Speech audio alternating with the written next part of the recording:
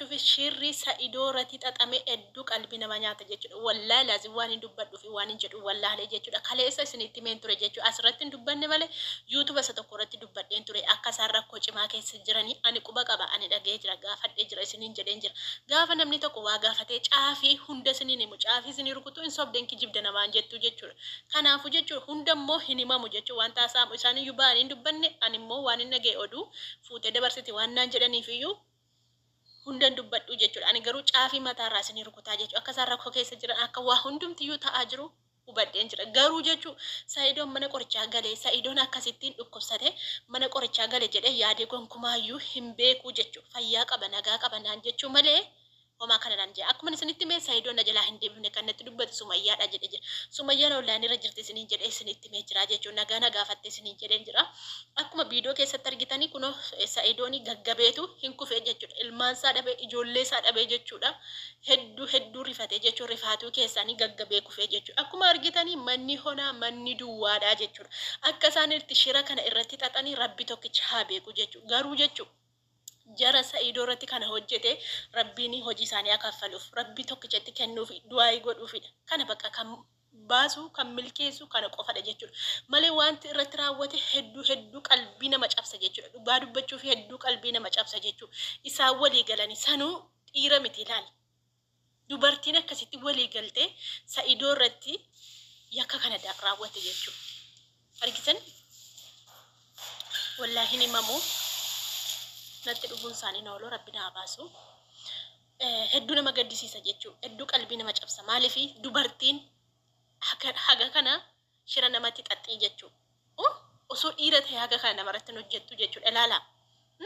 Abshaalummaadhaan duukaa deemte jechuudha. Mucayyoon hawwimoo eenyu jedhan suni sedumti gaafas akka Sumayyaan badde dhuftee himte sun. Sumayyaa boolla qottee keessa isin himee jira. Waan hin quba qabuuf hin dubbadha. Sumayyaa boolla qottee keessa dhufteetu Sumayyaan hin jirtu jettee isinitti himteen jedha. Isaanii wajjin deemaa oolteef fakkeessuuf ofirra dabarsuuf jechuudha. Sumayyaa biyya balleessite Sumayyaa baasteetu itti dhufuun isaanii hin oolu. Balbala gaddee. Dhiifama nan jeeqamee saatiin kun saatii hojiiti kanaafidha. Malee jechuun shirri Sa'idoo. Shirri isaan irratti xaxanii akkasitti walii galanii jechuudha. Jammara gaafa biyya kana Yamanii sana datte jechuudha. Kan dubbii balleessaa qabu ergii miimoorii fuute jechuudha. Bultii namaa balleessu bultii namaa akkasitti diiguudha jettee jechuudha. Dagaamma kana kuttee biyyamma kana fagaatu dhuftee jechuudha.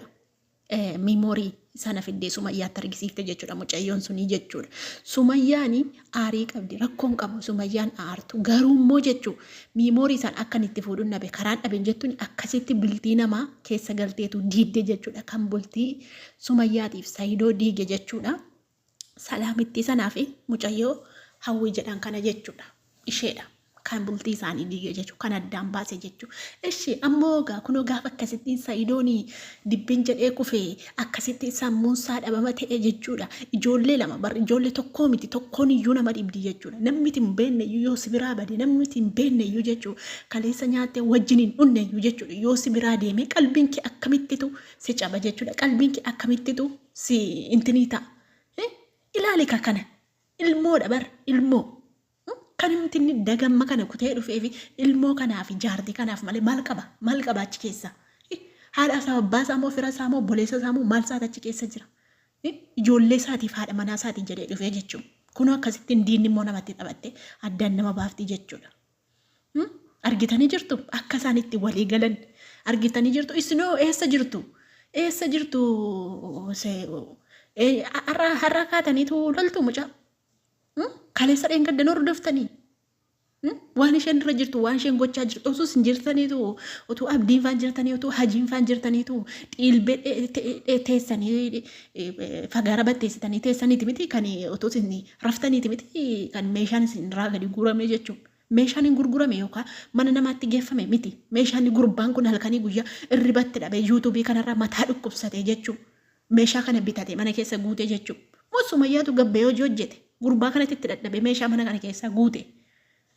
Kan amma mana namaatti guurame malee meeshaan kun hin gurguramne jechuudha. Meeshaan kun mana namaatti guurame.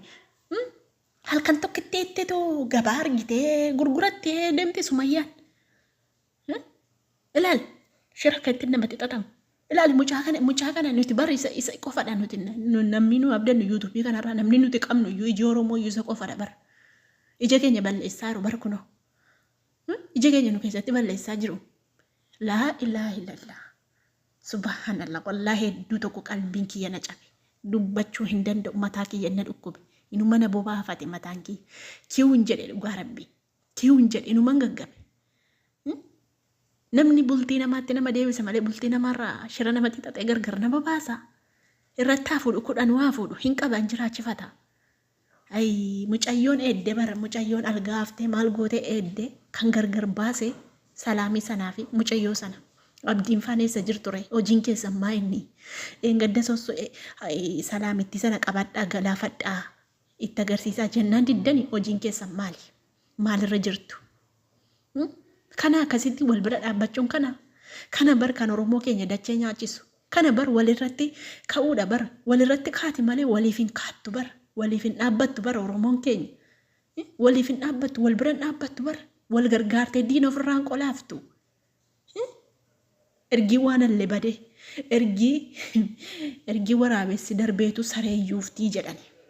Ergii waan hundumtiyyuu bade ergii mucaa isaatti adda ba'e ergii jaartii isaatti adda ba'e ergii qabeenya isaatti adda ba'eetu amma dilii kaaftaniitu wal loltuu jechuu amma wal loltu amma kana dhiirummaan jechuudha miti dhiirummaan keessanii kana subhanallah maalin jedhee man dhugaa rabbi maaluma jedhee man dhugaa maalin jedhee man akkamitti akkatti xaba ayyaa rabbi kiyya. Sumayyaan badii tokko hin qabdu. Namni tokko Sumayyaatti murteessina. Sumayyaan badii tokko hin qabdu. Ishee aartee waan fedhe gochuu dandeessi. Garuu jechuu gaafa isheen aartee waan fedhe balleessitu namni dhiisin godhini. Abbaa ijoollee keessii wayya. Abbaa daa'ima keetisii wayya jechuu ni qaba malee. Badiisatti gargarii kubsatti ijoollee addaan facaasin jedhuun jechuu. Diina isheeti bara. Sumayyaadhaaf diina bara. Saayidootti adda baasuun diina. Saayidoon boru fuudha. Borillee dhalcha. Gana ijoollee meeqa dhalcha daa'ima ijoolleedha. Ofiisaatti iyyuu ijoolleedha. Ijoollummaadhaan fuudhe. Gana waa meeqa arga. Garuu jechuu bultii isaatti ijoollee isaatti adda baasanii joonjessanii jechuu. Sumayyaan badii tokko hin qabdu. Akka intala shamaraa tokkotti akka haadha manaa tokkotti akka kabajaa tokkotti kabajaan abbaa manaa ishee akka kanaan dura sapiraayiz gootee waa hunda qopheessitee Sumayyaan mana keessa babbareechitee Saayidoo eegaa turte. Ammasii jechuun akkasumatti eeguuf kaate maal gootaati deemi biraa jedhaniinitu galaafatanii jechuun rabbiin hojii keessan isiniif haa kennu waan jennus waan dubbannis hin qabnu nuti isaaf du'aa goona du'aa godhaafisin wallahi du'aa godhaafi du'aa hin qeebalamaa jechuun nuti isa malee hin qabnu du'aa godhaafi bakka Oromoon keessan gaafa miidhamu dirqama du'aa gochuuf qabdu afaan qabdanii waaqayyoon kadhadhaafi uumaa keessan kadhadhaafi kana bakka malee wanti godhamu tokkollee hin jiru jechuudha. Wallahi hedduu qal'aani barree narrifadhe miti kiyyuun jedhe barnan gaggabeen. Wallahi waan jedhuuf waan dubbadhu wallahi bakka achumatti ni bakka inumaan diilallaa inumaan cabbaa'e silumayyuu beektaa caammaa wayi lafan kaa'ee dhabe barree caammaa kiyyaa ammallee kophee kiyya miila qullaan deemaa bakkan kaa'ee dhabe lafan deemaa jira qorra kana keessa jechuudha. Nan dhabe bakkan godhe tasa barbaadeen dhabe bakkan itti baafadhe wallahi nan ba'ee fiigee bara sila ciisee duddaan galeetanii. Ilaalu ture gaafa Saayidoon rukutame jedhani mana keessa fiiganii gaafa ni lafa dha'u ani ba'een fiigee jechuudha. Miila qullaa ba'ee lafatti ga'e jechuudha. Wallahi yaa rabbii kiyya na baasi yaa rabbii kiyya na baasi hin galaafatte wallahi hin galaafatte jarattiin kun hin galaafatte maaluma gochuu qabna jedhe jarattiin kun hin galaafatte.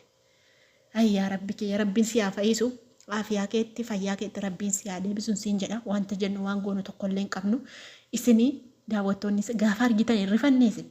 Mee rifanne namni akka koo rifattan hin jirtu namni akka koo naatan hin jirtu wallahi namni akka koo naatan hin jirtu Saayidoo mitiiti orma gaafa bakkeetti arginu iyyuu nama miidhame tokko gaafa arginu iyyuu hagam tokko rifanname mee hagam rifanna diraama sobanii hojjetanitti ammam rifanne boonyaa ollame namni tokko wallahi namni akka garaa kooti jiraachuu danda'a bar namni akka koo rifatu jechuun akkasii ijoollee lakkoofsa kuna gaafattanii.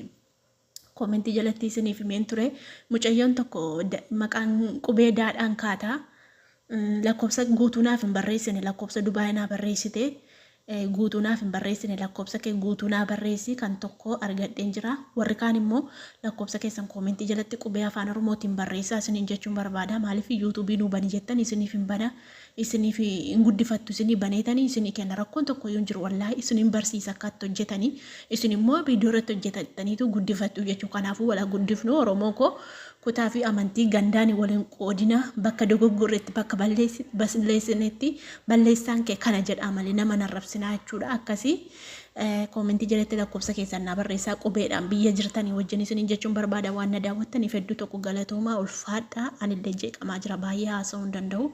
Jalattiin natti dhufaa jirti waan ta'eef hawwaachaan hojjechuutti jira. Akkasii galatoomaa laayikii godhaa ulfaadhaa.